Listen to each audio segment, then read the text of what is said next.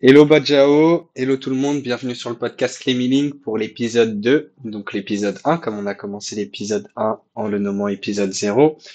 Aujourd'hui, on se retrouve avec Carlo Badjao qui va se présenter et on va parler principalement d'e-com. Donc, on va commencer dès maintenant. Je te laisse te présenter, Carlo. Salut à tous les gars, c'est Carlo, j'ai 23 ans. J'ai commencé l'e-com il y a 4 ans en faisant du SEO. J'en fais toujours d'ailleurs. Actuellement, je gère plusieurs boutiques e-commerce SEO. Et en parallèle, j'ai des side business sur Etsy et j'ai des agences OFM. Voilà les gars. Ok, top, top, top. Alors du coup, bah, on va rentrer direct dans le sujet, hein. Tu nous as déjà fait une bonne introduction.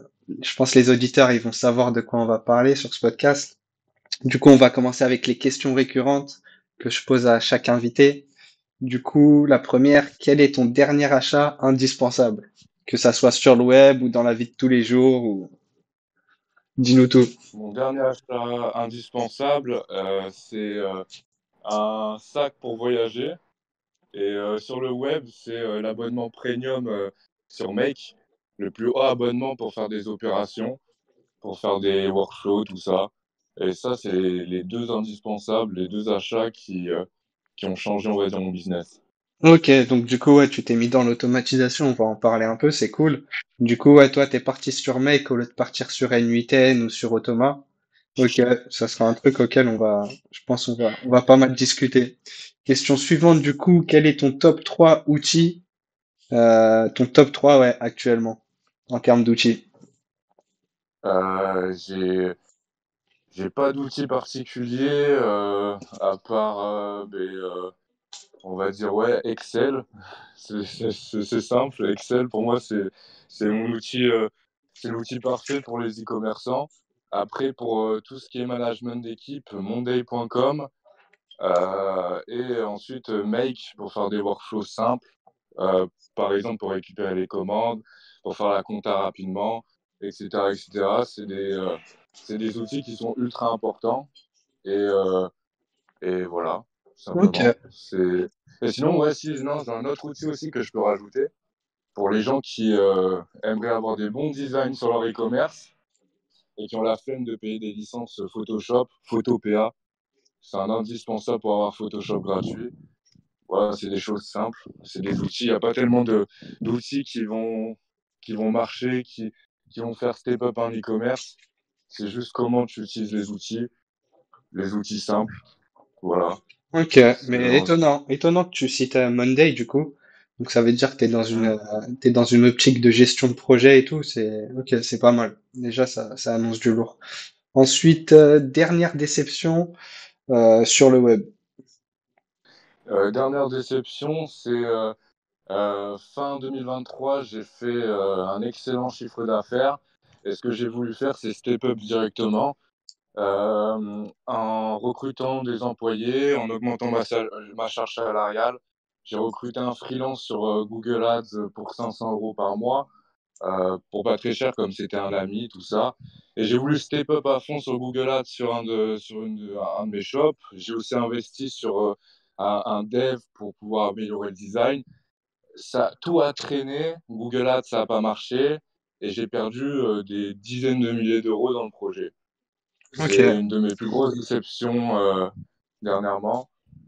C'est même si on pense pouvoir ajouter des trucs en plus à notre SEO, passer par des professionnels, il y a toujours un truc qui peut arriver qui peut tout niquer.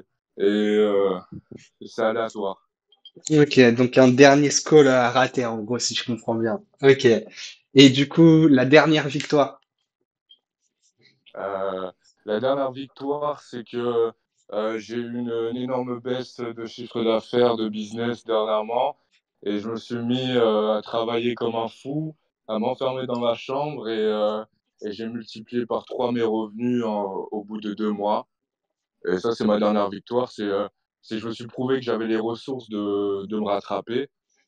Après, ma vraie victoire, en vrai, c'est en 2023, je me suis retrouvé, j'avais moins 4 euros sur le compte bancaire et j'ai tout misé dans le e-commerce et j'ai réussi. Ça, c'est ma vraie victoire en fait. Ma vraie dernière victoire, c'est ça. Ouais, comme quoi, des fois, des petites victoires pour certains peuvent être des grosses pour d'autres. Donc ouais, non, c'est top. C'est Ok. ça. Et ensuite, du coup, il en reste trois. Après, on a fini, t'inquiète. C'est plus, tu seras sorti de l'interrogatoire indemne. Du coup, qu'est-ce qui te plaît sur le web actuellement? Une méta en particulier? Euh, Je sais pas, il y a un move qui te plaît bien, le web 3. C'est quoi qui te fait rester moi, sur ce ta qui me, chaise tous les jours? moi, ce qui me plaît sur le web en ce moment, c'est les mecs comme David qui prouvent que le business qui est le SEO, par exemple, le dropshipping SEO, est quelque chose d'assez simple. C'est ça qui me fait kiffer. Après, au niveau des technos, des choses comme ça, c'est tout ce qui est AI assez poussé, les stable diffusion, la création d'images, la possibilité de faire des choses avec ça qui est énorme. Ça me drive. Après, sur tout ce qui est automatisation, par exemple, rendre le dropshipping SEO ou même d'autres business complètement automatisables avec quelques humains dans la chaîne de production, c'est aussi un truc qui me fait bander. Ok, Euh, ok, top. Ok, donc ouais, tout ce qui est les dernières tendances, et ouais, du coup, petit coucou à David Blackhat, qui était dernièrement David, on sur t'aime. sur le ring de boxe en face d'autres SEO. Mais ok, ouais, je note Ouais. bien. Et ensuite, qu'est-ce qui te déplaît actuellement sur le web? Moi, ce qui me déplaît, c'est les mecs qui sont full théorie. C'est les entrepreneurs qui ont masse de compétences, qui ont masse de tips, qui ont un énorme réseau et qui n'appliquent pas. Et ils sont là à faire des grandes théories, tout ça, alors qu'ils sont pas sur le terrain. Alors que je trouve que qu'un mec qui a, par exemple, un énorme singe qui ne connaît rien en SEO, qui va faire des shops à la Romain SEO avec des pages zombies, du magasin éclaté, des liens pourris, il va avoir plus de performance et faire plus d'argent sur le web que des mecs qui sont full théorie et qui parlent pour rien. Ah, C'est ça qui me déplaît sur le web. ok. Pareil, ça me déplaît, mais je reste sceptique sur la personne qui va faire le plus de bif entre les deux, tu vois. Maintenant, on est à une époque où le personal branding, ça compte énormément. Les gens, ils ont vu passer énormément de choses sur le web. Et, et- et- Quand et- tu grilles ta tronche en face sur le web et que tu montres un c'est personal sûr. branding chiadé, t'as toujours moyen de faire un peu plus de bif que celui qui reste dans son coin. Enfin, c'est ce que je Ouais, pense. c'est sûr, mais nous, comme on est sur le terrain, qu'on crée des sites tous les jours, quand on se retrouve avec des gens comme ça en face de nous qui enjolivent notre métier, qui sortent des vocabulaires techniques pour rien, euh, on est vite fatigué et même on est à deux doigts de s'arracher les cheveux. Moi, ça m'énerve. Ah, non, non, je te C'est un comprends défaut que j'ai parfaitement. remarqué. Je te comprends parfaitement. Et la dernière question de cette GAV, ça va être du coup combien tu génères? Et un petit coucou à Greg Guillotin. Du coup, est-ce que tu es un plus 10, un plus 2, un plus 5 ou un plus 15 par mois actuellement? Ça dépend des mois, mais sur plusieurs majoritairement dans l'année, ouais, je suis en plus de 10. Après, il y a des mois où c'est vraiment la catastrophe et c'est la dèche. Ok, Donc, ça dépend. ok. Et comme là, je suis expatrié, tout ça, je prépare, on va dire, je suis expatrié. En vrai, je prépare mon expatriation, même si ça prend du temps. Mais voilà, il y a énormément de coûts, il y a énormément d'investissements, et en même temps, je suis en train de scaler mes business. Et donc, je suis un plus de 10 qui mange du riz tous les jours et qui investit sur mes business et sur mon expatriation, on va dire. C'est Ah non, non, c'est pas carrément. drôle tous les jours. C'est pas drôle tous les jours. Non, je peux te comprendre parfaitement. Pareil, je suis encore dans cette phase où la plupart du CA généré ou du bénéfice, elle est réinvesti directement et ça peut même devenir un peu addictif de Mm. réinvestir directement ses billes pour essayer de faire encore plus. Mais ok, top. Et quand on dit que la barrière des 10K, c'est le SMIC de l'entrepreneur, c'est réel. Parce qu'à la fin, quand tu payes toutes tes charges et que tu investis, on sait même pas si on a un SMIC à la fin réellement. Ouais, non, non, ouais, carrément, non, ouais, c'est vrai, hein, parce que ça va vite, les outils, les hébergements, les noms de domaine à foison, le netlinking, ça peut vite chiffrer, hein. Et comme on est je sais pas si toi tu es dans ça, à essayer de faire du process, à la fin, il n'y a pas une barrière sur la technique, mais une barrière sur l'hardware. Et donc, par exemple, un VPS Hetzner, ça coûte 89 € par mois, même des fois ça coûte 200. Si on a envie de changer un peu d'OpenAI et on a envie d'avoir une AI locale, il nous faut un gros PC. On investit sur l'IAMA 3. Euh, Sinon, on essaie de l'avoir à l'extérieur avec un VPS ou une machine virtuelle qui va coûter 500 balles par mois, etc., etc. Et même les employés. Les employés, ça coûte du temps et beaucoup d'argent. Ah non, carrément. Ouais, non, en parlant d'hardware, ça va pour le moment. Je trouve que c'est plutôt rentable. Perso, je suis passé de Switch à des DJ chez Contabo et c'est un des meilleurs moves que j'ai pu faire depuis ces 2, 3 dernières années, tu vois.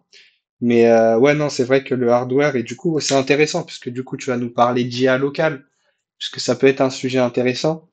Et pour replacer un peu le contexte, bah, Jao, c'est un mec que je croise souvent sur les Discord, dans les Discord de mecs qui font du dropshipping, de l'e-com.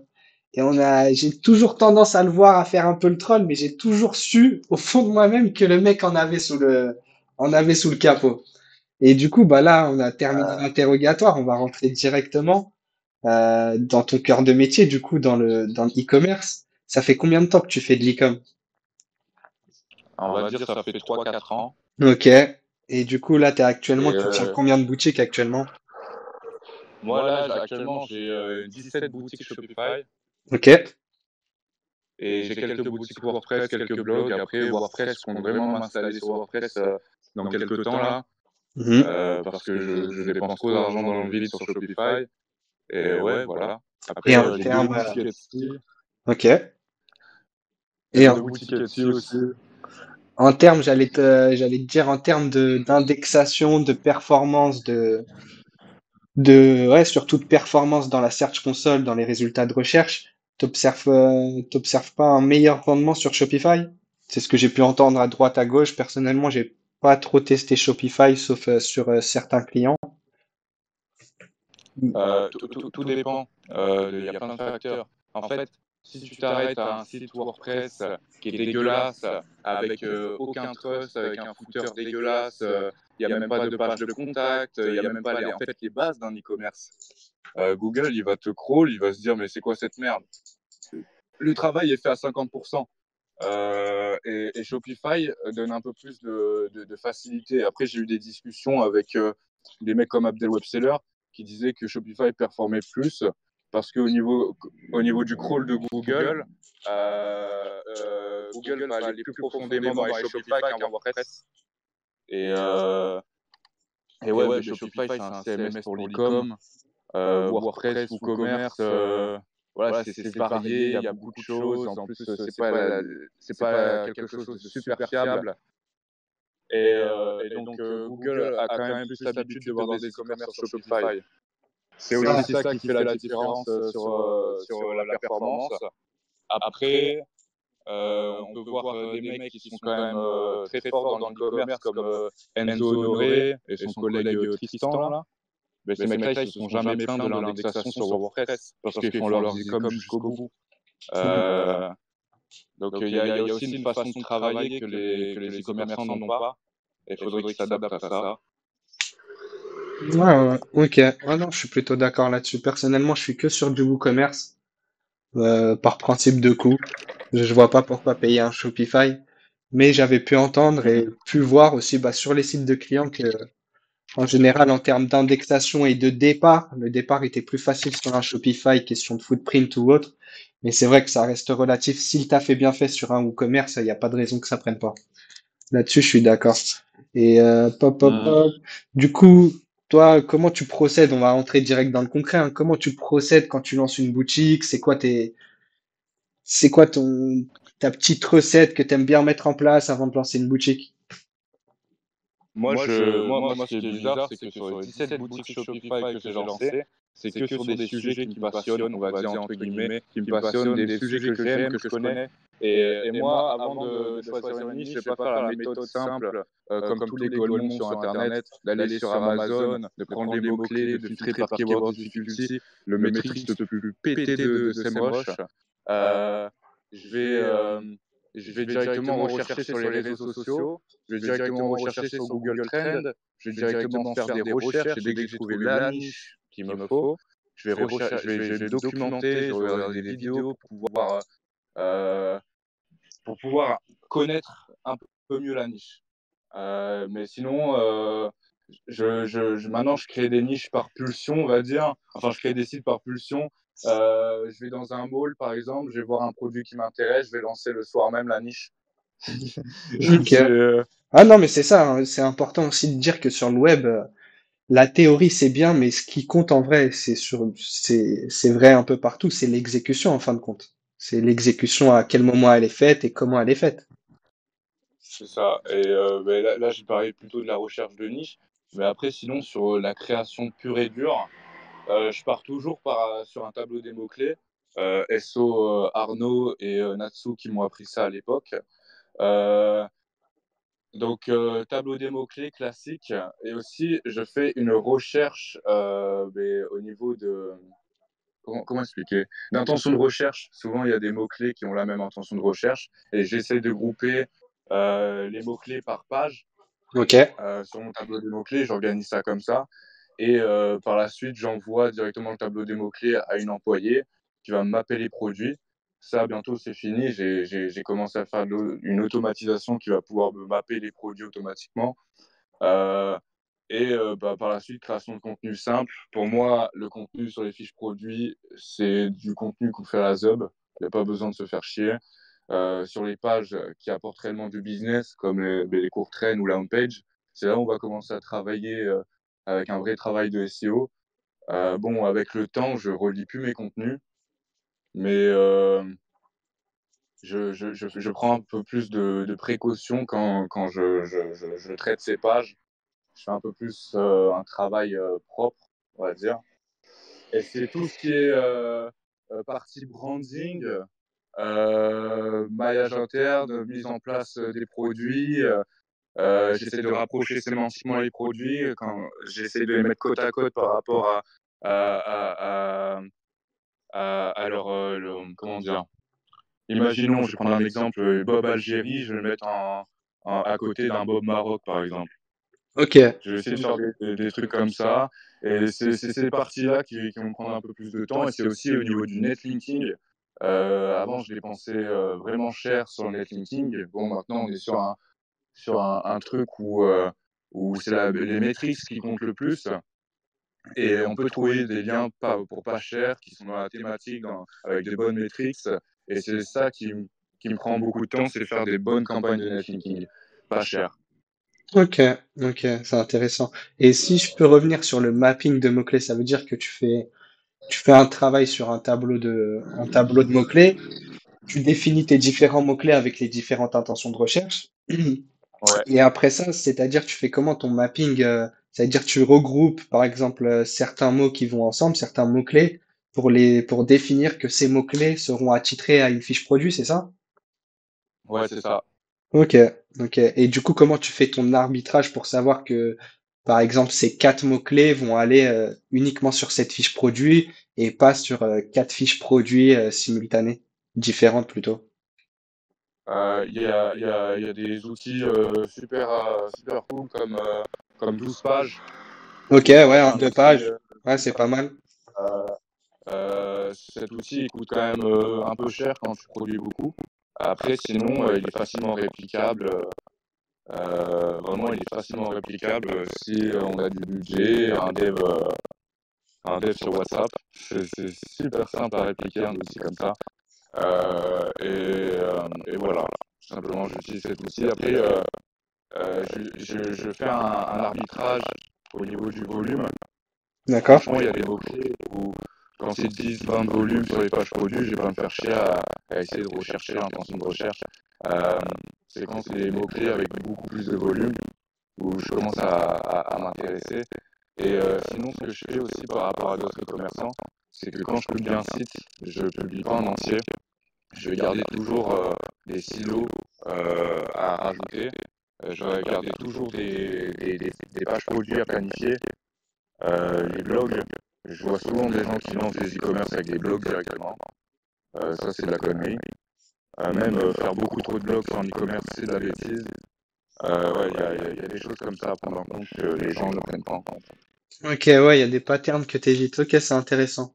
Moi, tu vois, là-dessus, quand je lance un e-commerce, ouais, j'ai plutôt tendance à, bah, une fois que j'ai mon catalogue produit, une fois que peut-être je l'ai copié chez un concurrent, je le lance directement en fin de compte. Et je vais venir travailler de façon itérative en améliorant les fiches produits au fur et à mesure et en voyant les mots-clés sur lesquels je vais réussir à me positionner.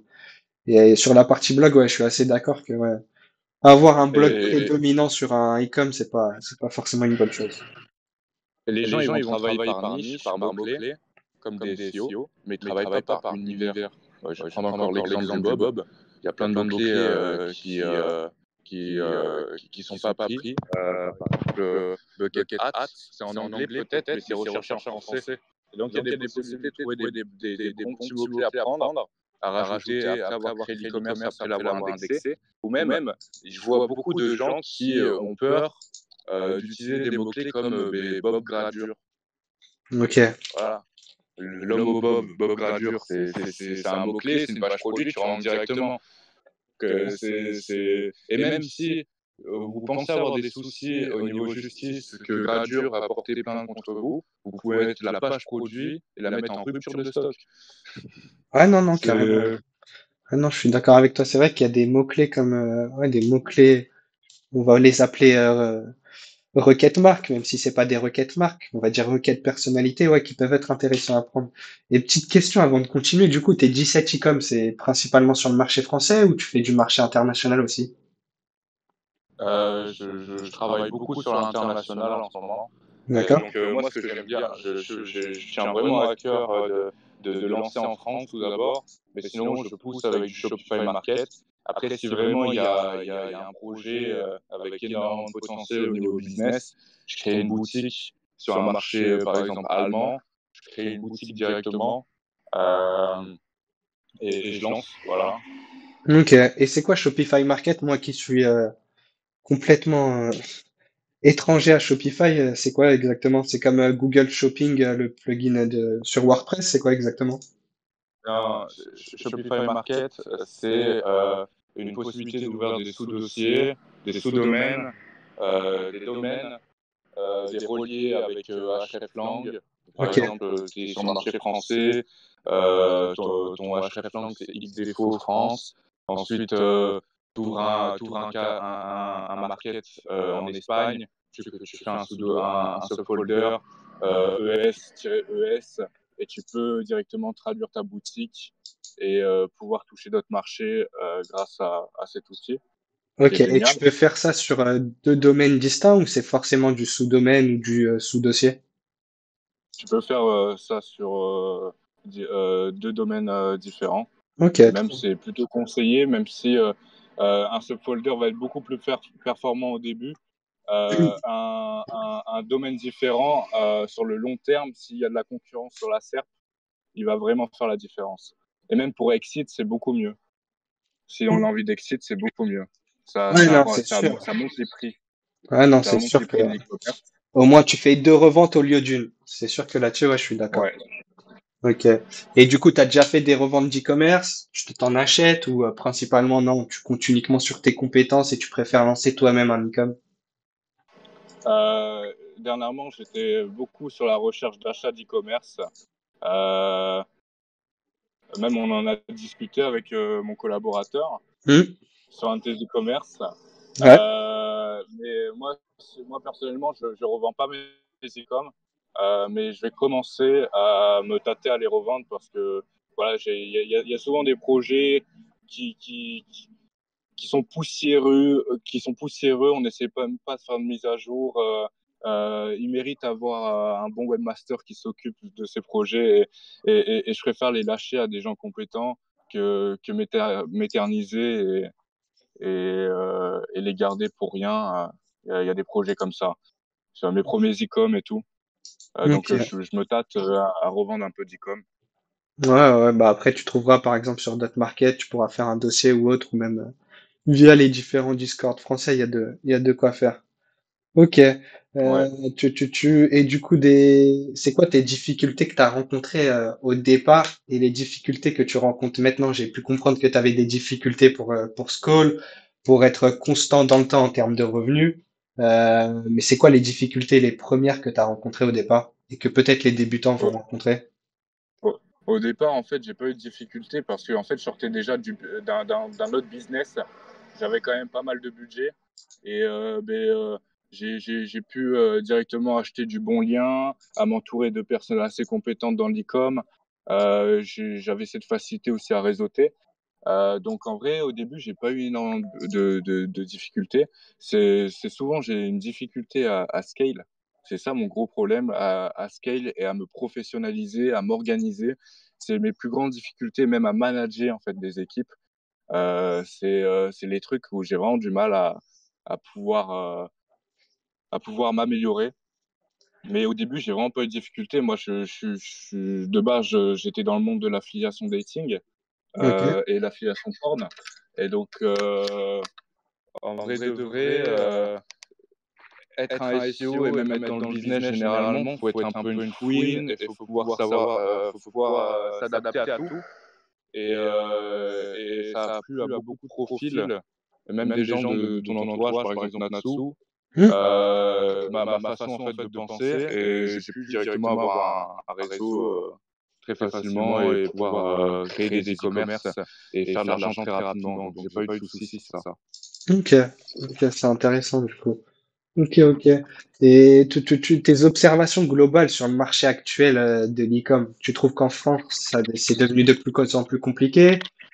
C'est plus facile de se lancer sur un marché international, où il y a quand même de la place sur le marché français? T'en penses quoi du marché actuel, grosso merdo? Il y a de plus en plus, il y a toujours des places en fait sur le marché français actuel. Il y a des millions de niches, il y a des niches qui n'ont pas été faites. Euh, donc en vrai, il n'y a pas de souci pour les gens créatifs. Mon observation, c'est que je trouve que c'est beaucoup plus difficile de ranker.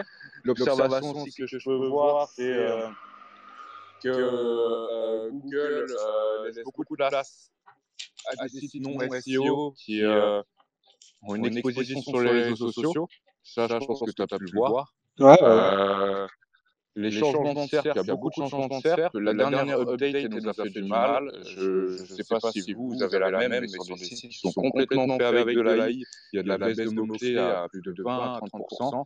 Et donc là, actuellement, mon boulot, c'est de pouvoir trouver une méthode pour enlever cette petite pénalité, on va dire, sur les derniers e-commerce. Après, sur les marchés, il y a des marchés hyper intéressants avec du pouvoir d'achat qui sont sous-cotés.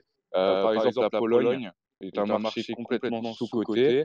Ensuite, il y a des marchés en Asie qui sont sous-cotés. Il y a aussi faire du référencement avec Yandex, aller sur des marchés comme la Russie, c'est sous-coté. Il y a plein de trucs à faire que les gens ne font pas. Je vois des gens, ils ont des boutiques qui sont superbes en France, ils les traduisent pas et ils sont scrappés bêtement par des mecs un peu plus malins. Donc même, je sais pas si tu as pu observer les sites de David Blackhat. Il est Un sur des peu. marchés vraiment uniques où personne va chercher à faire du business dessus. Et ouais, sur ces broches, on voit il n'y a pas beaucoup de traces, mais quand on spy les positions, on est souvent premier. Donc Ouais, c'est des non. marchés hyper intéressants. C'est ce que je dis aussi en formation, c'est que ouais, les outils, ça reste des outils et que, bon, en fin de compte, faut tester pour voir la vraie data, en fait. C'est comme en poker, faut mettre les jetons Mais, pour voir le jeu de l'autre, en fin de compte. Mais c'est vrai mais que les boutiques de David les Blackhat, outils, toi, c'est de la branlette. c'est des sous-niches de sous-niches et on voit que, bah, ça revient à ce que tu disais tout à l'heure. C'est des univers, en fait. C'est différent. Les outils, c'est de la branlette parce que tu regardes, je sais pas si tu as pu observer ça il y a 2 ans, tout le monde était sur 1.fr, Your Guru. Bon, moi, j'aime bien les créateurs de Your Guru, tout ça, c'est des bons, mais de baser son contenu 100% sur la sémantique sans essayer de répondre à une intention de recherche, c'est un peu débile, en vrai de vrai. C'est, Non, c'est sûr. et même, moi, par exemple, même SEMrush, c'est de la merde. Moi, je fais de la recherche sur le mot-clé, je vérifie souvent avec Keyword Planner Google ou sinon Keyword Everywhere. J'essaie de varier même à ref des fois. SEO Observer, quand j'ai un collègue qui a une licence, même Alloscan, c'est super bien.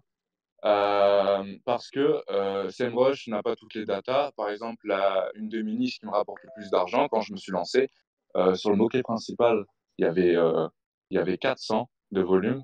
Et en réalité, sur Keyword Planner Google, il y en avait 27 000 de volume. Euh, c'est c'est des choses qu'il faut faire, c'est des habitudes à avoir qui sont hyper importantes quand on va faire une recherche de mots-clés.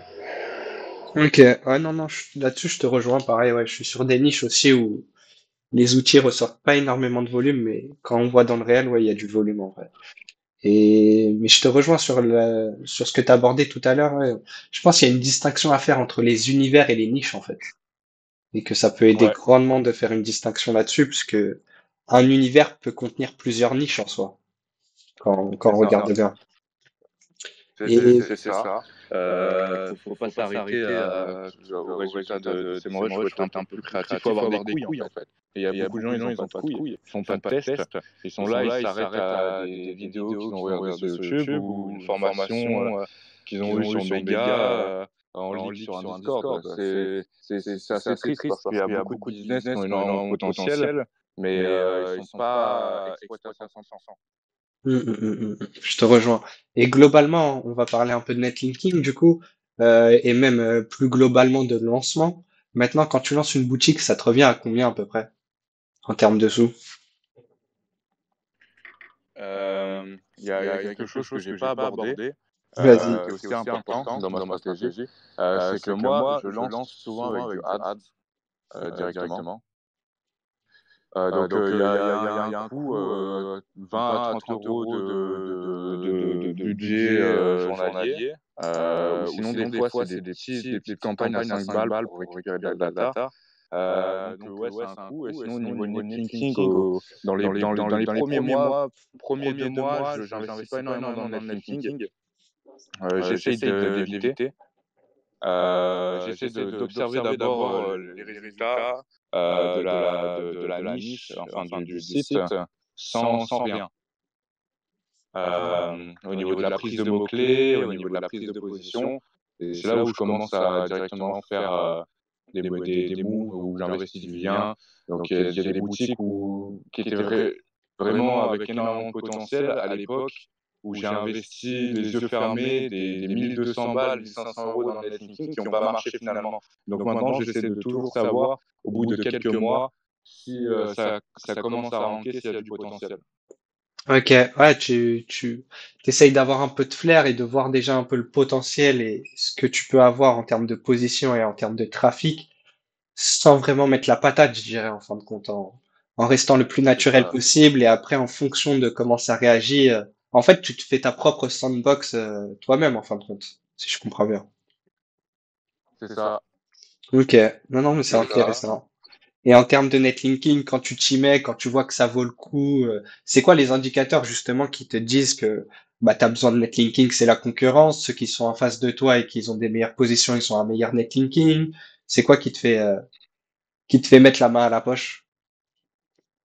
C'est souvent quand je monitore mes positions et que je vois que je suis super bien ranké, par exemple première page, sur une page business ou même sur un mot-clé de la homepage, je commence à investir un peu sur du lien. Après, des fois, ce que je fais, c'est j'utilise mon PBN personnel.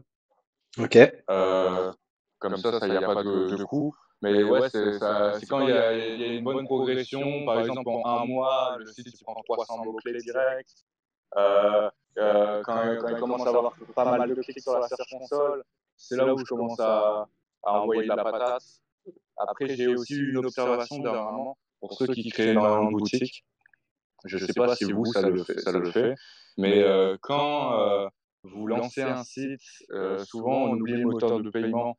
Et moi, ça m'est arrivé sur un de mes sites où j'ai ranké sur le mot-clé principal troisième et Google il m'a directement viré au bout de 2 semaines parce que j'avais pas de moteur de paiement. Dès que j'ai remis le moteur de paiement, il a recommencé à me faire confiance sur le mot-clé.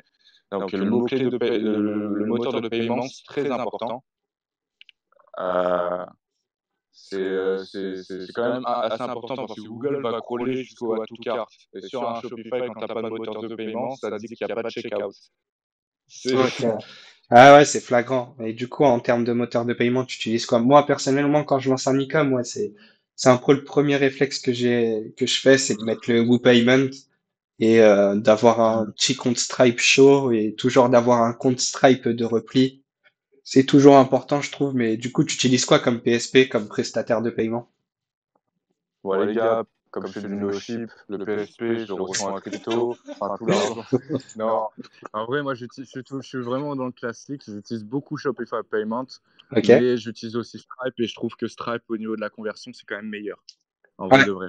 Ok. Ouais, ouais, donc du coup, tu remarques quand même une plus grande adoption du grand public, je dirais, du coup, de Stripe. Ouais, c'est vrai que quand on dit Stripe, Ouais. les gens maintenant commencent à être Après en adéquation. Hmm. Shopify Payment sur le marché US, c'est hyper intéressant parce qu'on a accès à Shop. Et Ouais. Shop, par exemple, Shop me rapporte 1 000 € de chiffre d'affaires par mois sur toutes mes boutiques. Et c'est quelque chose de complètement organique, c'est créé par Shopify et c'est plutôt intéressant à utiliser. Quand on a Stripe, on peut pas utiliser Shop, je pense. Ok. Ok. Ah non, c'est intéressant. J'ai jamais encore testé le marché US. Globalement, moi, je suis que sur le marché français. Je- J'ai un peu testé de traduction, mais c'est des domaines où je me suis un peu merdé. Et pour en revenir sur le netlinking, quand tu as besoin de faire du netlinking, du coup, c'est quoi que tu vas aller chercher? Du coup, je suppose du site thématisé, tu as ton propre PBN, tu nous as dit, il est constitué de combien de sites, ton PBN? Il est constitué de 4 sites, c'est pas beaucoup. Ok, Euh, et sinon, on peut l'augmenter avec des collaborations avec les gens. Euh, Il y a des gens, ils font de l'échange de liens souvent et ça peut augmenter assez haut. Oh, désolé pour le scooter qui passe. non, pas de souci. Euh, Sinon, attends, c'était quoi déjà la question? En termes de netlinking, comment tu faisais? Du coup, c'était quoi? Tu choisis, je suppose, du site thématisé quand tu vas faire de l'achat de liens. Tu vises quoi? Ouais. Des encres optimisées ou des encres génériques et semi-optimisées sur des petits sites? Tu gardes les encres optimisées pour les gros sites? C'est quoi un peu tes stratégies, tes process en termes de netlinking? Je fonctionne sur une méthode simple de Golemont, en vrai. J'utilisais souvent la méthode P. Henry. 5 liens au début, ensuite 10 liens, etc., etc. Bon, c'est pas la meilleure des stratégies, mais j'essaye de pas pousser à fond dès le début. Ensuite, au niveau des ancrages, très important, j'ai des tableaux de suivi sur Excel avec des camemberts, avec le pourcentage d'ancrage que je mets sur mes sites internet. Et donc, au tout début, je commence par de l'ancrage générique. Ensuite, je fais du semi-optimisé. Quand j'ai un lien hyper intéressant, par exemple sur Ahrefs ou même sur ta plateforme, je commence à faire de l'opti. Mais j'essaie de faire environ 20% d'ancrage opti. Et ensuite, le reste des optis ou semi-optimisés. C'est les quotas que je me donne. C'est hyper important ça. Pourquoi? Parce que si on force un peu trop, souvent, ça nique, on va dire, le fait que le site soit naturel, qu'il ait du trust naturellement. Et faut vraiment faire gaffe avec ça. Ok, ouais, non, non, Et, ça reste. et, et aussi, je fais pas que des liens homepage. Je fais du deep linking je varie. Je fais pas que de l'achat de liens. Je varie avec des liens forums ou des fois sur des trucs très thématisés, je vais faire du nofollow. Bon, le nofollow, ça sert à rien, mais quand pour moi, c'est un crawl Google en plus. C'est un clic d'un utilisateur en plus et c'est toujours intéressant. Ça montre que tu es vraiment présent sur le web. Euh, voilà, j'essaie aussi d'avoir des coupons. Très important, les coupons. Les coupons vont être scrappés et vont t'envoyer un lien. Enfin, quand tu mets un coupon sur un e-commerce, il y a souvent les sites de coupons qui vont te crawl et qui vont te scraper pour faire une page sur leur site directement. Ou sinon, ils récupèrent le flux RSS d'un truc comme GoAv Pro, etc., etc. Voilà, il y a plein de solutions pour faire du netlinking. C'est intéressant ce que tu dis sur Totalement. les sur les coupons de réduction, c'est intéressant. Du coup, ça veut dire que tu procèdes comment? Tu fais une page où tu énonces clairement que tu as, un code promo et ensuite tu es directement automatiquement scrappé par par les sites qui listent les codes promo, c'est ça? C'est ça. Ok, ouais, c'est intéressant ça, j'y avais jamais pensé. En vrai, pas mal. Pas mal, putain de tips en vrai. Ça fait un an. Ok, en fin de compte, ouais, tu t'arranges, je suppose aussi pour mettre un slug assez explicite à cette page du coup. Code promo, code réduction, C'est etc. ça. C'est ça. Et et pour ceux qui essaient de me choper des fois qui essaient de me remonter toutes ces pages sur les sites qui marchent bien, elles sont offusquées maintenant. Ok, Donc, et voilà, je fais ça. Après, j'avais un autre truc, mais je me rappelle plus. Sinon, il y a les pages classiques des réseaux sociaux aussi. Ça envoie de la patate. ouais, ouais, c'est Euh, du lien profil, hein, classique, hein. donc, tous ces trucs-là, c'est hyper intéressant. Euh, Et ouais, même pour ceux qui sont des prolos, tout ça, qui n'ont pas d'argent, il y a les articles invités sur Facebook, c'est ultra intéressant ça, on peut vraiment avoir du bon netlinking. Après, il faut faire gaffe sur Facebook, il y a beaucoup de mecs qui vont enlever les articles au bout de 6 mois. Mais bon, au bout de 6 mois, je pense que vous aurez fait vos premières ventes déjà. Ok. Ah ouais, non, c'est top. Et qu'est-ce que j'allais dire? Du coup, le coût en temps. Eh bah, là, ouais, on a vu à peu près combien ça te coûte de te lancer. Toi, tu prends ton temps. Après, en termes de netlinking, tu as différentes stratégies. Tu nous as parlé d'obfuscation. C'est Ouais. quelque chose que tu mets toujours en place sur tes sites, sur tes pages d'accueil, sur les liens mentions légales, sur ta barre de navigation. Je serais curieux en vrai Ouais, d'en c'est ça. savoir plus. Moi, Bada, il m'a conseillé un peu de faire d'obfuscation. Maintenant, je le fais. Mais j'ai envie d'essayer sur des barres de navigation, mais je suis un peu frileux, tu vois. Ouais, sur des barres de. En fait, tout dépend de comment tu vois. Parce que offuscation, on cache auprès de Google quand même. Et donc, Mhm. ne pas avoir de barre de navigation, ça peut aussi montrer que ton site n'est pas super bien au niveau de l'UX et de l'UI. Donc, c'est à toi de voir. Moi, je le fais toujours. Après, j'ai des sites où je le fais pas et ça marche super bien. C'est. Voilà, C'est un arbitrage que ça tu fais, peut. ouais. C'est un Ouais, arbitrage. faut pas, en fait, quand on fait des e-commerce, faut pas être dans la suroptimisation. Il y a une règle d'or en e-commerce, c'est que dans l'e-commerce, on a le droit de faire du duplicate content, on va dire. Ouais. Sur des caractéristiques techniques, sur des données structurées, sur des tableurs, tout ça, on a le droit de faire du duplicate content en e-commerce. Bon, pas sur toutes les pages. Comme un gros port, on peut pas mettre toutes les mêmes descriptions. On peut pas tout le temps mettre les mêmes descriptions, mais voilà, c'est sur l'e-commerce, on a le droit de faire un peu de duplicate content. Euh, c'est l'e-commerce à part, c'est quelque chose de spécial. Il faut pas être tout le temps sur la suroptimisation parce qu'on voit sur la SERP maintenant des boutiques qui n'ont pas de contenu qui arrivent à remplir. Ah non, mais là-dessus, je te suis pour avoir copié pas mal de boutiques. C'est vrai que le duplicate content en e-commerce, c'est un peu une croyance et que en vrai, ça fonctionne plutôt bien même. Euh, et du coup, pour en revenir sur les pages produits, tu préfères bombarder et mettre beaucoup de contenu sur la description courte ou sur la description longue? Parce que moi, j'ai tendance à penser, je fais un bon élève, je fais une description courte qui va mettre surtout de la réassurance pour avoir de la conversion et mettre une description dans la description longue tout mon pavé de contenu. Mais j'ai tendance à croire maintenant en voyant mes concurrents que en fait, il faut que je place plus de contenu dans ma description courte, vu que celle-ci, elle est plus haute dans le DOM. Si je te parle de DOM, je pense que ça te parle. Pour ceux qui savent pas, c'est le squelette de votre page. Et vu que c'est plus haut dans la structure de ma page, je pense que c'est plus et mieux pris en compte par le moteur de recherche.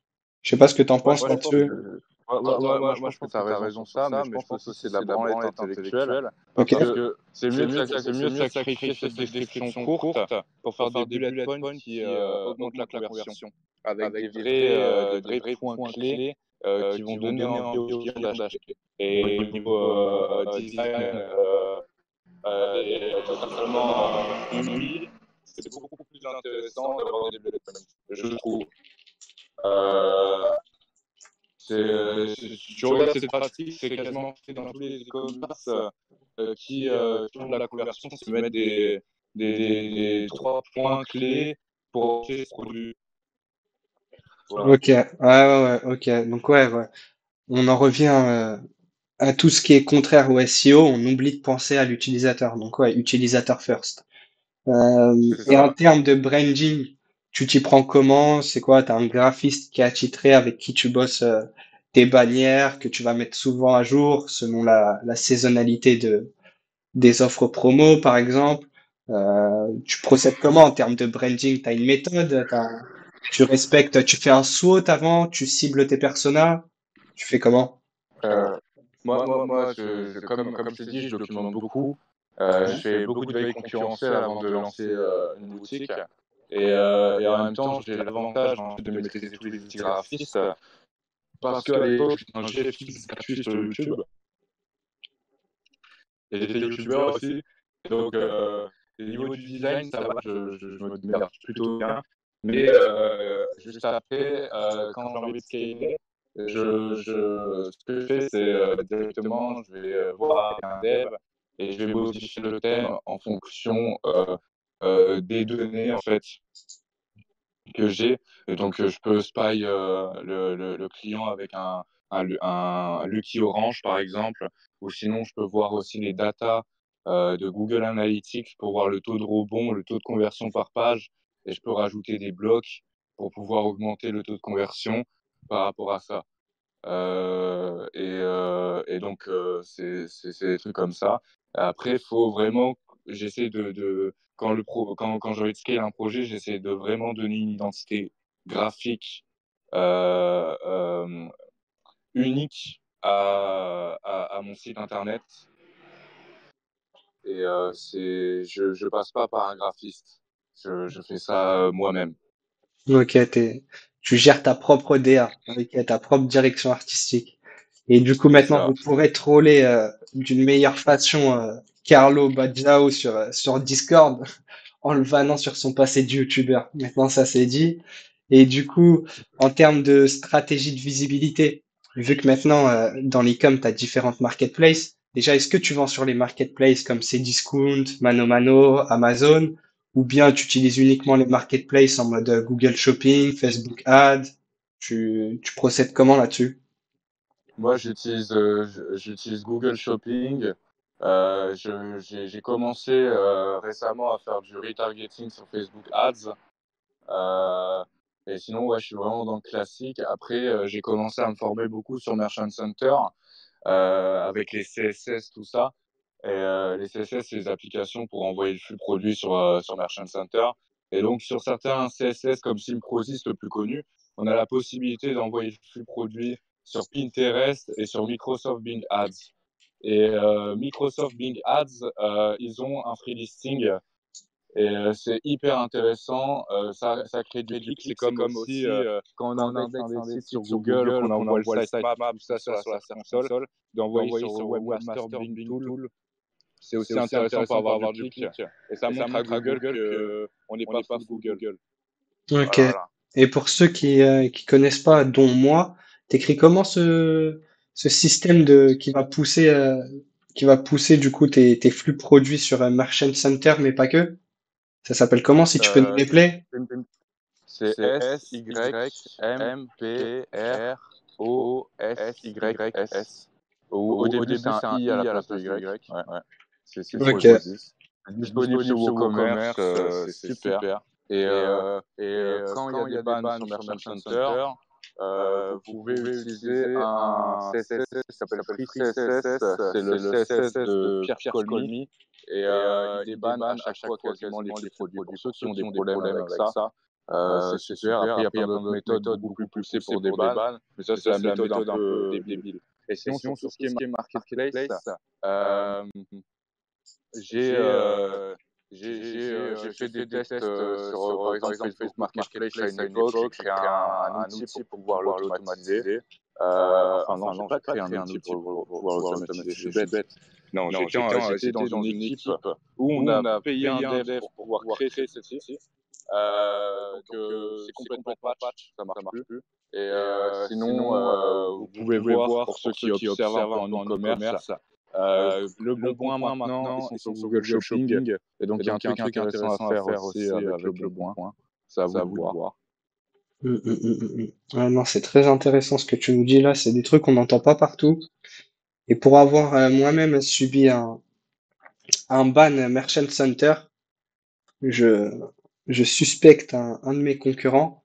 J'ai toujours pas réussi à me déban. Donc, ouais, non, c'est très intéressant ce que tu nous dis là et je mettrai les liens en description. Parce que moi, le premier, ça m'intéresse et je pense que ça peut intéresser pas mal de monde. Et c'est pas des sujets qui sont souvent évoqués, ces systèmes de processing pour pousser directement dans les flux de marketplace. Parce que maintenant, bah, faut le dire, Google Shopping avec le free listing, je pense que ça t'apporte pas mal de business quand même. C'est une dinguerie. Il y a même des business qui tournent que avec ça. Les gars, il y a des gens qui ont arrêté le SEO et qui font des boutiques spécialement Merchant Center et qui font des 1000 balles à 2000 balles de chiffre d'affaires comme ça. Euh, et donc, c'est un truc à regarder, c'est un truc à voir. Après, pour pouvoir automatiser, optimiser un flux produit, c'est vraiment énormément de travail. Et c'est pas automatisable, il y a beaucoup d'humains dedans. Ouais, moi je connais des gens dans des niches assez concurrentielles, avoir 20 trafics sur SEMrush, quelques clics sur la Search Console et faire des 8 000 € à 10 000 € par an sur des boutiques comme ça juste en free listing. Et donc au niveau business, c'est hyper fort. Non, je confirme que c'est vrai que ça apporte pas mal de clics, le free listing et après, en faisant de la performance max, je pense dans Google Ads, ça doit encore plus pousser. Et toi, du coup, le SEA, la pub, tu fais ça uniquement pour tester ta niche ou c'est quelque chose que tu vas utiliser souvent et de façon régulière pour certains de tes sites? C'est quoi à peu près ton process là-dessus? J'utilise de plus en plus de façon régulière. Euh, et donc, je suis pas formé en SIA. Euh, En fait, le truc le principal en fait sur du SIA, c'est vraiment d'avoir un bon tracker de conversion. Et ce que je fais, c'est je fais du search classique, j'envoie du flux produit directement Google. Si je dois segmenter par rapport aux collections, je segmente. Et par la suite, je fais mes tests. Et si ça marche bien, je passe en perf max pour pouvoir voir sur les différents canaux si ça marche bien. Je fais du perf max sans image aussi, sans search, pour éviter de dépenser de push sur les réseaux Google, parce que ça dépense beaucoup d'argent et souvent c'est de la merde. Euh, voilà, il y a différentes méthodes. Expliquer une stratégie SIA là maintenant, c'est Ah non, assez non, c'est compliqué. chaud. Mais moi, j'ai toujours cru comprendre que même si tu poussais pas de vidéos ou d'images, en mode perf max, Google avait tendance à te les générer automatiquement à partir de ton contenu. Du coup, là, toi, tu nous confirmes le contraire, c'est ça? Oui, il peut générer à partir du contenu. Après, il y a des possibilités d'éviter ça. Ok. Même par exemple sur du Google Shopping, on peut faire une campagne Google Shopping en perf max et mais ça génère pas de contenu. Même sinon, il y a aussi la méthode de prendre le produit winner de ta campagne Google Shopping et de le mettre en solo sur perf max.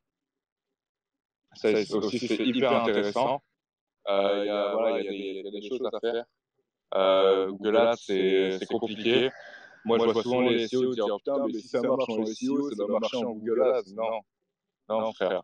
C'est beaucoup plus compliqué que ça. C'est vraiment un outil super dur à comprendre. Ah non, c'est vrai, c'est pas donné à tout le monde de le prendre en main et de le prendre en main surtout de la bonne façon. Et en termes de tracking, tu nous as parlé de tracking, du coup, tu utilises Google Tag Manager ou tu utilises d'autres systèmes ou tu fais des plans de tagage toi-même? C'est quoi à peu près ta strat dessus?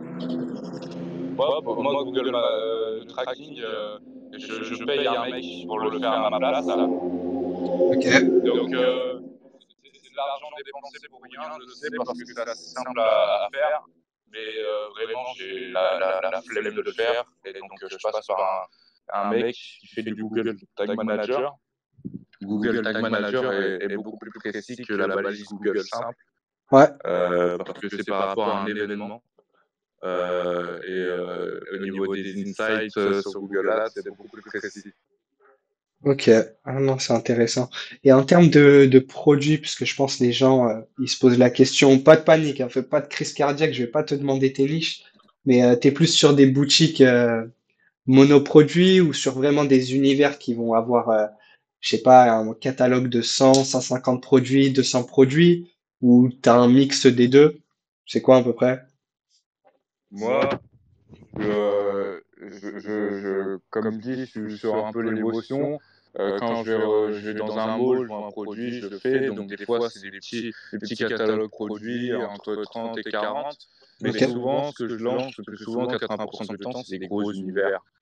Parce que j'adore faire des univers, de savoir en fait que j'ai fait une boutique full optimisée SEO, parfaite, avec plein de mots-clés, que j'ai fait de la recherche, euh, et que j'ai 1200 produits et c'est full opti. Et même si ça marche pas dans les 6 premiers mois, dans 2 ans, ça va marcher. Parce qu'on les voit en fait sur la SERP, les boutiques qui n'ont pas marché pendant 2 ans et commencent à monter. Euh, c'est trop stylé en fait. T'as des assets comme ça, ça t'a pris, tu prends peut-être allez, 4 jours à faire la boutique, à la fin ça va payer. Je trouve ça lourd. Ah non, non, c'est pas mal. Ah non, c'est vrai que c'est pas mal. Du coup, ouais, avoir un mix des deux, c'est vrai. Perso, le monoproduit, j'ai un peu du mal à y croire. Et pareil, je suis plus dans l'optique de Il y a des monter un exemples en asset, quoi. monoproduit. Il y a des exemples en monoproduit que je peux citer. Ouais, je pense que tu Euh, penses à Abdel, qui est un peu fan de ça, et qui a pas mal ouais, d'exemples là-dessus.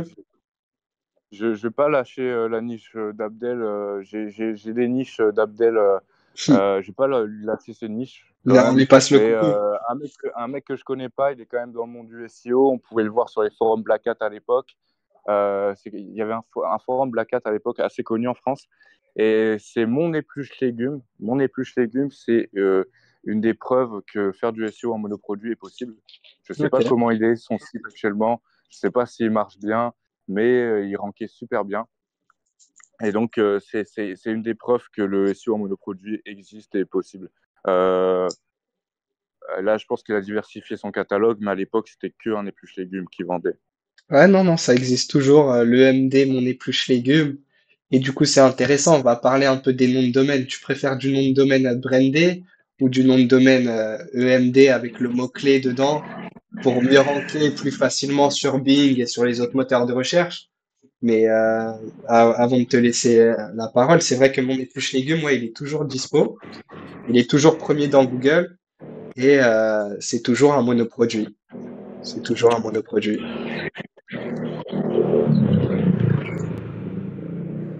Concernant les choix de NDD, j'essaie de prendre des NDD brandés. Euh, je peux pas expliquer comment je fais à trouver un NDD brandé. Je vais niquer ma niche, sinon les gars, je vais glisser. J'essaie de trouver des NDD brandés, mais qui ont un intérêt SEO, un minimum. Euh, Même j'essaie de prendre, souvent il y a sur les mots-clés, sur les volumes, quand on va rechercher sur SEMrush, on va trouver des noms de marques qui n'existent plus. Et prendre ces noms de marques aussi, c'est hyper intéressant. Il y a aussi le EMD, je n'utilise pas vraiment, mais s'il y a un bon EMD disponible sur le marché, je le prends.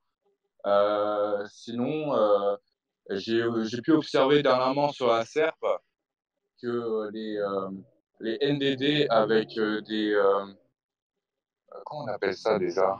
Des accents? Euh, Pas du tout. Avec, je me rappelle plus du nom, mais des NDD avec des villes, des pays, ça rank D'accord. beaucoup mieux et plus facilement des NDD avec des villes, des pays. Ok, avec des localités en fin de compte dans le nom de domaine, quoi. Ouais. Ah, je vois, le Des, TLD. Ok, un TLD.Paris, par exemple. C'est ça que tu veux nous dire? non, des entités nommées, ça s'appelle comme ça. Ok, des Et, entités nommées. Donc, ouais, pas que des villes et pas que des pays, quoi. ouais, par exemple, Je vais prendre un exemple sur une niche, euh, les écharpes.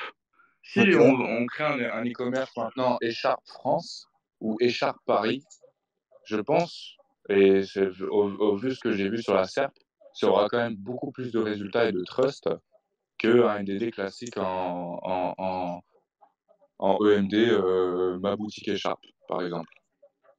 D'accord. Ok. Donc ouais, faire une combinaison de deux entités nommées, tu trouves ça plus efficient qu'un EMD bête et méchant, quoi. Alors, les EMD, c'est super puissant quand on fait de la stratégie micro-niche. C'est hyper puissant parce qu'on va passer au-dessus, c'est des homepages qui passent au-dessus des collections. Mais on peut voir de plus en plus sur la SERP des mouvements comme quoi les collections sont quand même pas mal mises en avant. Sur des... Et donc l'EMD, ça marche toujours super bien, mais même d'un point de vue branding, c'est claqué, je trouve. Ah non, c'est sûr Et que d'un point de vue trust, si tu veux travailler un branding et asseoir une autorité et surtout propager un trust assez puissant sur ta niche, ouais, c'est vrai que ça peut devenir des fois problématique et en termes de direction artistique surtout, moi je vois surtout ce blocage-là, mais vraiment je suis assez d'accord là-dessus. Assez d'accord là-dessus. Mais du coup, reprends ton exemple de écharpe. Du coup, toi, par exemple, au lieu de ma boutique, ma-boutique écharpe.com, toi, t'aurais préféré quoi du coup? je vais mettre écharpe Paris. D'accord. Ok. Ouais, ok, je vois. Rajouter une petite touche de marque et de branding, en fait, tout simplement. Et si on continue C'est sur le ça. branding, du coup, c'est quoi les prérequis et ce que tu fais de base quand tu lances une boutique pour avoir un branding cohérent? Genre, tu lances toujours un trust pilote ou tu utilises autre chose pour la gestion des avis? Tu crées une page Facebook, une page Twitter, une page Insta, plus une page Pinterest où dessus tu vas publier tes produits. C'est quoi un peu tes cases, tes Le idées branding, maintenant? je fais pas directement, je fais quand ça commence à marcher un peu en SEO. Ok. Et donc, je vais créer les réseaux sociaux de base. Et sinon, ça peut. Ça m'est arrivé des fois de prendre des prestations de e-réputation. Ça, je trouve que une plus-value de fou. Quand on va marquer le nom ou le MDD, on va mettre avis à côté. Ça va tomber pas sur Trustpilot, mais que sur des articles avec des avis positifs. Et ça, c'est hyper intéressant. Et il n'y a pas de lien, c'est pas de netlinking, c'est juste de l'e-réputation, de la popularisation. C'est comme ce qu'avait dit Julien Corleone-Bise dans une des conférences au SEO Camp. C'est de faire de la popularisation de noms de domaine sans netlinking avec des articles qui envoient du positif. Et ça, c'est des D'accord. stratégies que j'applique quand je dois scale.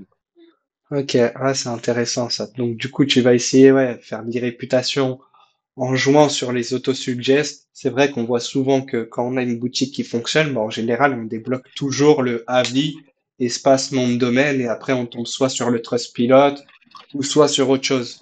Du coup, toi, même là-dessus, tu essayes de garder la main et de pas donner la prédominance à Trustpilot, du coup. C'est ça. Ok. Et petite question peut-être un peu conne. Je vois des fois tu parles de 3CB. Je me suis dit, il parle de quoi quand il parle de ça? Dis-moi en plus, c'est quoi ce système 3CB là? 3CB, c'est du pur troll. Hein. Ok, pur troll, je pensais que ça parlait un Je peu pense de que tu connais les CB3. 3C. Oh, non, Tu même connais pas. les 3C ou pas? Non, dis-les-moi. 3, c'est café, caca, clope. Ok, Et, ça et, marche. et, et le B, en fait, c'est branlette. Ok, ça marche. Donc du coup, il n'y a rien à voir avec le SWOT, rien à voir avec le prestataire de paiement CB3 où le premier paiement il est gratuit et ensuite tu as de l'abonnement derrière du prélèvement comme on voit dans les niches dating. Ok, rien à voir là-dessus quoi. Non, non, et même Ping, il m'a dit d'arrêter de faire du 3CB. Pourquoi? Parce que les gens vont s'intéresser plus au 3CB que à sa formation qui vend, tu vois, son coaching. Et donc, je commence à arrêter de parler 3CB parce que je reçois souvent des questions sur les Discord, c'est quoi 3CB, tout ça. Il y a peut-être un marché là-dessus. Toi qui n'es pas fan de personal branding et de branlette, tu vois, tu as peut-être débloqué un marché et tu as peut-être même créé ta propre niche du coup. Il y a un Mais truc à si je vends creuser, une je pense. formation, si je vends une formation, j'appellerais ça la méthode 3CB. La méthode 3CB, parfait. Et du coup, on va re-rentrer un peu dans le technique. J'ai vu que tu m'as parlé d'IA locale, d'automatisation. Dis-moi en plus, tu utilises ça pour faire quoi? Pour faire tes pages produits? Tu utilises, ouais, dis-moi en plus un peu sur l'automatisation. Tu automatises quoi dans un e-commerce concrètement? Toute la création du contenu D'accord, textuel est automatisée. Ensuite, les images produits, si j'ai envie de mettre un fond blanc, je l'automatise. d'accord, C'est assez simple. Et ouais, je fais ça comme automatisation. Après, sur, par exemple, de la publication sur Pinterest, ça va être automatisé, même si on sait que Pinterest déteste les API, les envois de produits, les envois de publications de pin par API. Je le fais quand même. ouais, moi j'ai déjà eu des comptes qu'on sautait, mais c'est vrai que les résultats ils sont intéressants puisque tu as énormément de reach quand tu publies à la mort. Mais ouais, j'ai eu quelques comptes qu'on sautait ouais, là-dessus en faisant trop le bourrin. Et, et ouais, c'est tout ce qui est ça. Après, à mes débuts en e-commerce, il y avait le problème du filtre 4 pages. Ouais, Et j'avais réglé ça avec des pages d'autorité sur les réseaux sociaux et du netlinking livre d'or un peu dégueulasse. ah, l'ancienne. En automatisation, c'était un des tasks que j'avais fait. Sinon, j'ai automatisé à l'époque Google Sheets, il n'y avait pas la formule égale Google Translate, parenthèse FR, ensuite la langue que tu as envie de viser. Ouais, Il n'y ça avait c'est pas quelque ça, chose que donc David Blackat aime bien et qui m'a fait découvrir. Personnellement, j'étais assez bluffé sur le coup. Mais ouais, non, c'est pas mal ça. Ok, t'as et automatisé ça. à l'époque, pour traduire des shops, on faisait ça à la mano. Et donc, j'avais élaboré une macro sur Excel avec une API DeepL directement pour pouvoir traduire mes contenus. Et moi, quand je traduisais mes shops à l'époque à l'international, traduisais quasiment en automatique, alors que j'avais 3 mois de dropshipping dans les pattes. Ok, ouais, non, Donc, mais tu y allais en mode bourrin et c'est comme ça qu'on apprend en vrai, hein. C'est en faisant le bourrin. Même moi, sur ma première année d'SEO, j'ai lancé plus de 15 boutiques faciles. Et puis c'est comme ça que tu apprends de toute façon, hein. C'est en voyant ce qui fonctionne et ce qui fonctionne pas, quoi. c'est Ok. ça, c'est Et, en- tester, appliquer, après on voit, c'est le plus important. et c'est quoi les tâches maintenant que tu vas sous-traiter et que tu sous-traites toujours sur tes e-com? Ou tu préfères garder la main totalement? Là, en fait, dernièrement, ce que j'ai fait, c'est j'ai fait la dernière boutique complètement à la mano en e-com. Euh, en fait, l'objectif court terme, on va dire, c'est que le dropshipping SEO prenne 20% de ma semaine. Ok. Parce qu'on sait tous que c'est pas un business qui va durer très longtemps. Et je suis en train de voir pour faire un process pour pouvoir automatiser les tâches qui me prenaient du temps. Et je suis surtout en train de voir aussi pour recruter une nouvelle équipe, parce que j'ai complètement changé, j'ai réduit, on va dire, la masse salariale que j'avais tous les mois. Et je vais monter une nouvelle équipe pour pouvoir faire toutes les tâches un peu chiantes sur les e-commerce. Voilà. D'accord, ok. Et après, on va revenir un peu sur l'IA locale, mais avant ça, j'aimerais parler un peu d'Etsy. C'est quoi ton expérience là-dessus? C'est quelque chose qui te fait beaucoup de chiffre d'affaires? Moi, personnellement, pour avoir testé, je trouve que quand même, faut être vraiment motivé pour remplir des fiches produits sur Etsy, plus la marge qu'ils prend et qu'ils prennent. Euh, mais je vois que, bah, par exemple, sur les forums Black Hat World, il y en a qui sont pas mal fans d'Etsy. Je sais qu'il y a un marché, mais toi, qu'est-ce que t'en fais de d'Etsy globalement? Et c'est quoi comme pourcentage de ton CA? C'est vraiment pas beaucoup. sur Etsy, ça va peut-être être du 5 à 10%. Euh, Etsy, c'était surtout parce qu'on avait vu avec un de mes collègues, un mec sur Twitter vendre une formation sur Etsy, Astronaute Etsy, un truc comme ça. Et on s'est dit, pourquoi pas essayer? On a essayé, au final, ça fait du chiffre assez rapidement. Et, euh, et donc, ouais, c'est quelque chose de super intéressant quand on a envie de faire ses premiers sous sur Internet. C'est assez simple de mettre ça en place. Et il y a des possibilités de scaler quand on est malin. C'est pas un business qui me tient réellement à cœur, Etsy. C'est plutôt un truc que je fais quand j'ai envie de m'amuser, quand j'ai envie de lancer un nouveau projet, tout ça. Je fais des petits Etsy comme ça, par-ci par-là, et des fois ça chiffre bien. Ok, mais du coup, ouais, on est d'accord, c'est un peu galère, un peu relou quand même, le remplissage d'une fiche produit sur Euh, Etsy, c'est un peu casse-couille quand même. En vrai, une fiche produit sur Etsy, ça se fait en 5 minutes, même pas. Ok. Et Etsy aime pas quand on envoie beaucoup de produits, Hmm. surtout ça. Donc c'est peut-être un truc. Moi, j'en envoie une par semaine quand j'ai le temps. Ça me prend pas énormément de temps, donc ouais, c'est un business que je continue encore. Ça paye des kebabs.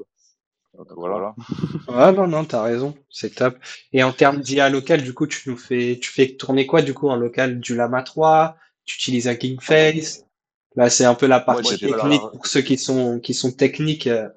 Bada, non, j'ai pas du Carlo, tout il va vous faire plaisir. l'hardware. Ok. J'ai pas du tout l'hardware pour faire de l'IA locale, mais ce que j'ai remarqué, c'est que le contenu ChatGPT, il est trop voyant, on le voit trop, en fait, sur Google, et il y a trop de patterns et tout. Et même si on fait des prompts, des experts en prompting sur Twitter, ils peuvent dire tout et n'importe quoi, ChatGPT, il est voyant et puis c'est tout. Et donc, c'est pour ça qu'il faut commencer à voir sur d'autres AI maintenant, et Llama 3, c'est une option, et une option que les gens doivent checker. Et moi, c'est pas un truc là pour l'instant. C'est un truc que je regarde d'un point de vue extérieur. Mais si le process marche, si tout marche et tout en Unicom, je vais commencer à me pencher sur du Llama 3. Voilà. Ok, non, c'est intéressant, c'est intéressant. Là, on est quand même à 1h12 de podcast. On va aller sur la fin. Je vais te laisser quand même 2 3 minutes, puisque je pense que t'en as sous le capot quand même. Là, t'es bien chaud, t'es comme un diesel. Non, OP, franchement, il y a du lourd, c'est de la qualité, il y a de la valeur. Moi, je suis content. Je pense que les auditeurs aussi seront contents. Désolé pour le son, le mec, il est en mode nomade. Il nous fait le gitan à bouger à droite, à gauche, là. J'ai eu du mal à le choper. Ouais. Je l'ai chopé pour vous. Et en plus, il est récalcitrant, le type, hein. Il est dur à avoir. Du coup, là, on va lui laisser 3 minutes. Donne-nous un banger que les gens n'ont pas encore vu sur Twitter, LinkedIn ou quoi. Un banger. Ouais, une astuce ou un truc sous-coté. Même si on a déjà parlé de pas mal de choses quand même qui sont sous-cotées dans le e-commerce et dans le SEO en général.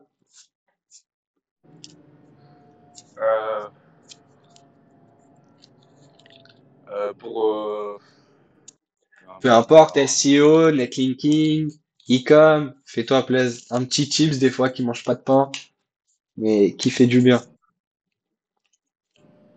les gars, Pornhub organique, c'est l'avenir au niveau du money making. Voilà. Ça y est. Et je mens pas, notre rôle, hein, notre rôle, hein. Ah mais ouais, il est C'est un peu sur l'avenir. cette partie. On va éviter, sinon on va se faire démonétiser une chaîne qui n'est même pas encore monétisée. Et puis sinon ma femme, elle va me tomber dessus. Du coup, on va arriver sur la fin. Un peu comme Thinkerview. Je sais pas si tu connais la chaîne Thinkerview, qui a baissé un peu en termes de qualité, mais du coup, je pose toujours ces 3 questions aux invités. Est-ce que tu as un livre, une ressource à conseiller aux auditeurs? Peut-être sur l'e-commerce, sur le SEO, sur le développement personnel, ou peut-être une fable de La Fontaine, que sais-je? Hmm. Moi, je suis la nouvelle génération, tout ce qui est livre, tout ça, c'est pas trop mon truc. Même un blog, hein. Euh, Un blog, ou même quelqu'un que tu aimes bien suivre et qui délivre du contenu de qualité, et pas du bullshit. euh, J'aime bien Pablo LZ. C'est un mec inspirant. et il me fait voyager sur ses vlogs. Et sinon, pour la grosse source de motivation, pour trouver un peu un sens à sa vie, j'ai vu le dernier film d'Inoxtag et je trouve qu'il est plutôt pas mal. Après, sur tout ce qui est ressources, euh, business, mindset, machin, il n'y a rien pour moi, c'est que de la branlette. Après, inspirez-vous de mecs comme Andrew Tate, tout simplement. Ok, ok, ça marche, pas de souci. Et du coup, bah, c'est un peu ton moment là, si tu as des invités à nous conseiller pour la prochaine fois, ou même un service, ou une boutique, ou une formation, ou un point de contact à mettre en avant, bah, hésite pas, fais-toi plaisir. Moi, sur le podcast, je mentionne Ping, Ecom Escape. C'est le frérot, il est super bon dans ce qu'il fait. C'est un des meilleurs e-commerçants en France. Il a une stratégie bonne à lui, il a plein de tips et tout. C'est un des meilleurs. Ensuite, Mehdi, il n'a pas de pseudo, il s'appelle juste Mehdi. Il fait pas de l'e-commerce, mais il est sur la création d'un SaaS avec plus de 2000 abonnés par mois, qui monte vraiment beaucoup. Il est sur du dev et tout, c'est ultra technique, c'est super passionnant. Ensuite, la troisième personne que j'ai envie de mentionner, il n'y aura pas de troisième personne. Euh, Sinon, sur tout ce qui est un service, il n'y a pas de service. Moi, je ne fais pas de prestation de service, j'ai pas le temps. Après, si vous voulez des employés indonésiens, j'ai mon collègue Arnaud, vous avez juste à me contacter sur Discord. Je vous envoie vers lui, c'est de la super qualité. Et concernant je vais bientôt ouvrir un média avec le même Arnaud.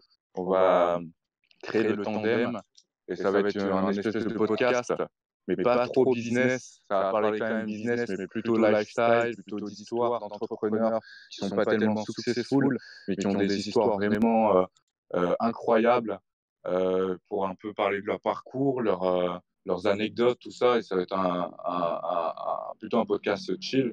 Et si tu as envie de rejoindre ce podcast et passer sur un épisode, ben, t'es le bienvenu. Avec Donc, plaisir.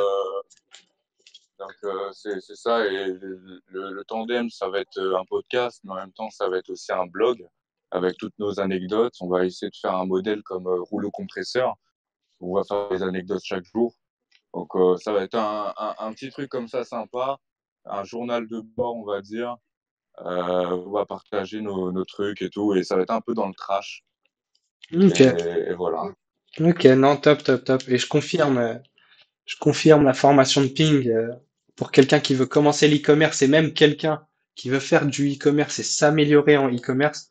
Il n'y a rien à dire et Ping, il maîtrise son sujet autant en SEO qu'en SIA. En vrai, franchement, il n'y a rien à dire là-dessus. Franchement, même le Discord, il est assez quali et on lui passe un petit coucou. Bon, en tout cas, Badjao, je te remercie pour ce podcast de qualité. Je pense que les auditeurs, ceux qui feront l'effort d'écouter malgré les passages de scooter et de tuk-tuk, c'est comme ça qu'on appelle les petits scooters en Thaïlande. Je suis désolé Ouais, pour les petits bruits, mais bon, ça fait partie du jeu, hein. Nous, on accueille des gens réels, for real, des vrais OG, des gens qui sont c'est sur le ça. terrain et qui font le taf. Et du coup, bah, c'était le Les deuxième frères, je suis sous le podcast de pont là. l'Emilink. Il est sous le pont, les poches vides. Mais c'était le deuxième podcast de l'Emilink. Merci de nous avoir écoutés. À bientôt sur la plateforme et sur le Discord. Et surtout pour le troisième épisode. Merci à tous. Ciao, ciao. Ciao.